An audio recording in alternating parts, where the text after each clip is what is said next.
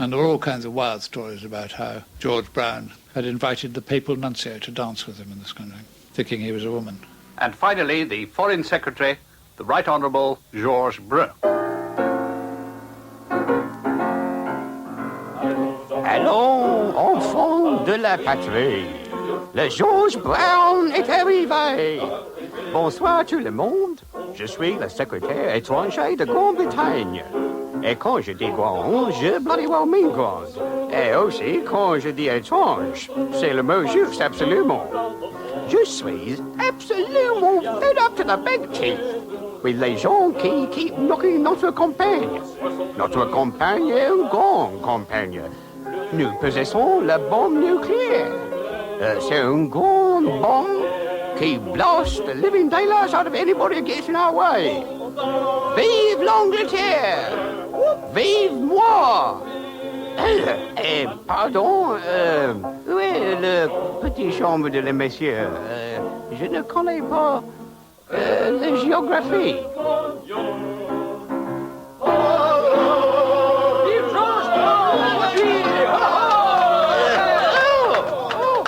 Going to be sick. John Wells as the late great Foreign Secretary. The eye was now laying into Labour politicians as vociferously as it had the Conservatives. The young Richard Ingrams was unequivocal about his task. I think any humorous magazine has to adopt an anarchic point of view in that it doesn't appear to favour any party or cause at all. Do you in fact hope to have any effect upon social institutions as they exist? Is there any kind of attempt to have a constructive effect? No, I don't think there is, no. Don't you feel, in fact, that this is part of the role of the satirist, though, to try and improve? No, I don't think so, no. I think the satirist, if we must have given that title, must simply poke fun at the powers that be. As a result of this philosophy, Private Eye have happily made enemies of the three Prime Ministers who've dominated the last 3 decades: Harold Wilson, Grocer Heath and Mrs Thatcher. The Dear Bill letters, allegedly the work of Mrs Thatcher's husband Dennis, gave birth to a stage show starring John Wells. When we were doing the play, I got very conflicting remarks back. For example, Mrs Thatcher came out of the thing saying a marvellous farce to the cameras. And then she said in private afterwards at the British Museum, what a squalid little play, I can't imagine anyone. And similarly, Dennis was very critical of the play because he thought it presented him as a bit of an idiot. But according to his friends, he's rapidly growing into the role and regularly offers people a tincture and a snort. It's ESP in a way. Or it may be just PISSED. And Ted Heath? The Grocer always had a tremendous chip on his shoulder about Private Eye. He thought we were public school snobs. In fact, he said to Hislop, they were on some radio show together, he said, Private Eye could never forgive me for the fact that I didn't go to a public school. An incredible remark for a man who'd been the Prime Minister to make. People thought that because he was called Grocer, this was Private Eye being snobbish. But in fact, he was called Grocer because much of his career was concerned with issues involving groceries. Grocer Heath, cover up those awful teeth. Oh no, no. Grocer Heath, tell the truth. Is it true that you're aloof? No, I think I'm as warm as the next man.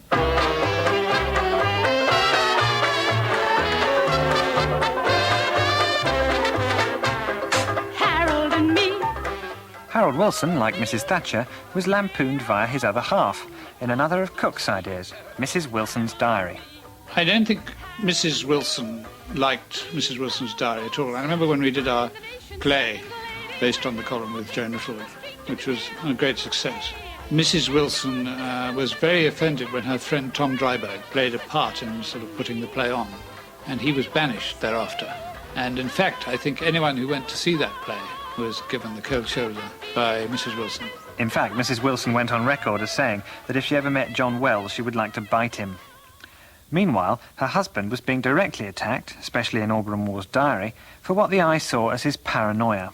I just wondered if I could ask you, how are you? Well, has the BBC ever asked that question? What's it got to do with you, then? I wanted to ask you, because there has been some sort of speculation about how you are, that it'd be fair to ask you. It was not a matter of speculation, you're just repeating press gossip. You'll not put this question to Mr. Heath. Oh, sure, no. I've never put the question to Mr. Heath because I haven't met him. This last question and answer are not to be recorded. This question being recorded? Yes, it is being recorded because we're on film. I don't want to read in the Times diary on Miss Elmer that I asked for it to be cut out. Of course not, sir. God bless you. Never had such a questioning interview in my life before. Of course you haven't, sir, because you're a very wonderful human being. If this film is used, or if this is leaked, Will then there's going to be a hell of a row. You may not leak it, but these things do leak. I've never been to Lime Grove without it leaking. Well, I've seen that, sir, and at the moment, if I can suggest Without this kind of private eye level. I mean, there was this fantastically good story going, which nobody was frightened of producing, which was that there could be no doubt that the elements in the security service thought the Prime Minister was an extremely grave security risk, and people could only whisper about it, and we rather shouted about it, and it was a good story, and it ran and ran. Well, the Eye actually had it both ways, which was that at the same time that Auburn Moore was accusing Harold Wilson of being a fully paid-up agent of the KGB, Paul Foote was writing about the MI5 plot against him, although not naming people like Peter Wright. But it shouldn't be forgotten that the group of people with whom he surrounded himself were a very rum lot of people. And after all, Kagan, who was a very, very, very close friend and confidant of Whitlam, is now a convicted criminal. So that, in a sense, the security services had a point.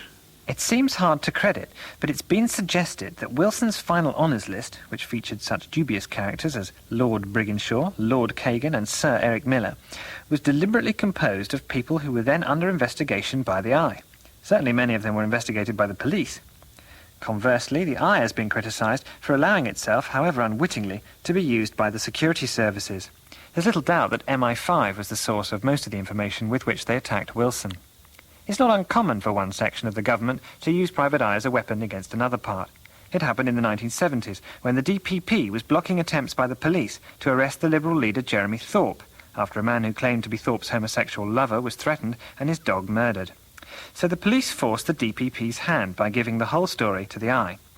Auburn Moore in particular went to town, even going so far as to stand against Thorpe for Parliament under the slogan, "A better deal for your dog." The judicial establishment had the last laugh, though, as the trial ended with a summing up by the judge that might have been written by Thorpe's own counsel. Private Eye, of course, printed their own version, which Peter Cook performed live at an amnesty do in front of the usual partisan audience. Then we have been forced to listen to the pitiful whining of Mr. Norma St. John Scott.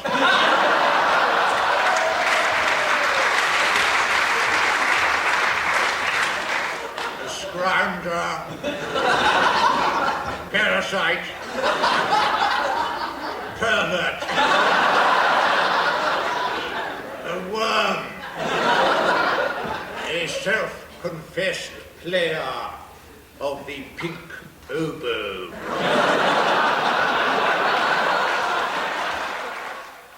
Most stories, of course, are fed to the Eye not by the police or MI5, but by Fleet Street journalists. Former editor Derek Jamieson. Yeah, of course, it's always been the rubbish dump for those stories that Fleet Street can't use for one reason or another. Either they are dangerous legally, libelous, or else the proprietor happens to be a mate of the victim or whatever. And we all know, as editors in Fleet Street, that the minute we say, "Sorry, Cock, I can't use that," "My goodness, you must be joking, highly dangerous," we know with total certainty that within a matter of days it will be in Private Eye. The journalist who followed up many of the Eye's biggest leads was Paul Foote. It was possible to develop a whole series of stories which developed into major scandals later. The heart transplants, that was the first one that we went to in a big way. The whole glorification of the idea of transplanting people's hearts, which was seen as something ethereal and celestial and so on, but was in fact just a lot of racist drivel which was coming out of South Africa. I mean, the way in which it was posed was a lot of racist drivel. As human life didn't matter. You could pluck a heart out of a black man and try and get it into a white man. It never really works. The thing was ridiculously hyped and so on. This is Raymond Baxter reporting from Cape Town. Tension here is high, as indeed is the surgeon, Dr. Forster Kaffir. Scalpel. Forceps. Black man. Doctor, what exactly are you doing now? Well, Raymond, I am removing the stomach from this unfortunate black man who is suffering from incurable brain damage. But, Doctor, he seems perfectly all right to me. All black men, Raymond, suffer from incurable brain damage. They're born with it. Now, hold still, Sambo. This may hurt a tiny little bit. Wow!